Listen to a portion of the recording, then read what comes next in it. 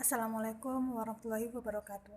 Perkenalkan, nama saya Dewi Nur Anita selaku pengampu bidang PPKN di kelas 8. Tetapi di kelas 8 ini gurunya ada dua, yaitu saya dengan Bapak Sugeng. Nah, di sini saya akan menampilkan mengenai KI KD yang kita pelajari selama 1 semester ke depan. Materinya ada 3 bab. Yang pertama, memahami kedudukan dan fungsi Pancasila. Yang kedua, menumbuhkan kesadaran terhadap Undang-Undang Dasar Negara Republik Indonesia tahun 1945. Yang ketiga, memaknai peraturan perundang-undangan. Nah, untuk KIKD-nya silakan kalian baca sendiri. Saya akan menampilkan dan kalian cermati bagaimana isi dari KI dan KD tersebut.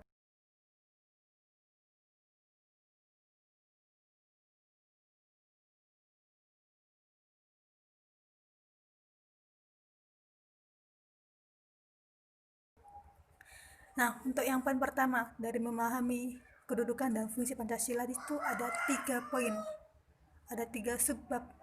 Yang pertama, arti kedudukan dan fungsi Pancasila. Yang kedua, makna Pancasila sebagai dasar negara dan pandangan hidup bangsa. Yang ketiga, menyadari pentingnya kedudukan dan fungsi Pancasila dalam kehidupan bernegara. Dari arti kedudukan dan fungsi Pancasila, di situ bagaimana kita mengetahui tentang arti Pancasila sesungguhnya, dasar negara kita, tiangnya negara kita itu seperti apa. Ada 7 fungsi peranan bagi tentang fungsi Pancasilanya, mengenai makna Pancasila sebagai dasar negara dan pandangan hidup. Jadi makna kita juga mempelajari tentang makna arti dari Pancasila. Yang pertama tentang sebagai dasar negara, dan kedua tentang pandangan hidup bangsa. Yang ketiga, menyadari pentingnya kedudukan fungsi Pancasila dalam kehidupan bernegara, yaitu kita akan mempelajari nilai-nilai Pancasila dalam kehidupan sehari-hari. Nilai-nilai dalam Pancasila yaitu adalah nilai-nilai mengambil dari isi dari bunyi Pancasila. Yang pertama, dari ketuhanan yang Maha Esa, yang sesuai dengan kehidupan kita sehari-hari itu kayak gimana kita berperilaku sesuai dengan ajaran nilai-nilai yang pertama dari nilai Pancasila. Sedangkan yang kedua, kemanusiaan yang adil dan beradab. Yang ketiga, persatuan Indonesia. Yang keempat, kerakyatan yang dipimpin oleh hikmat, kebijaksanaan dalam permusyawaratan dan perwakilan. Sedangkan yang kelima, arti nilai yang kelima adalah tentang keadilan sosial bagi seluruh rakyat Indonesia. Nah, untuk poin yang kedua, subbab yang kedua tentang menumbuhkan kesadaran terhadap Undang-Undang Dasar Negara Republik Indonesia tahun 1945. Yang pertama ada kedudukan dan makna pembukaan Undang-Undang Dasar Negara Republik Indonesia tahun 1945. Yang kedua, kedudukan dan fungsi Undang-Undang Dasar Negara Republik Indonesia tahun 1945. Yang ketiga, peraturan perundang-undangan dalam sistem hukum nasional. Yang keempat, melaksanakan dan mempertahankan Undang-Undang Dasar Negara Republik Indonesia tahun 1945. Dari sebab yang pertama tentang kedudukan dan makna pembukaan Undang-Undang Dasar 45. Jadi kita akan mempelajari makna dari pembukaan Undang-Undang Dasar. Pembukaan Undang-Undang Dasar ada 4 alinea. Masing-masing alinea tersebut ada maknanya tersendiri.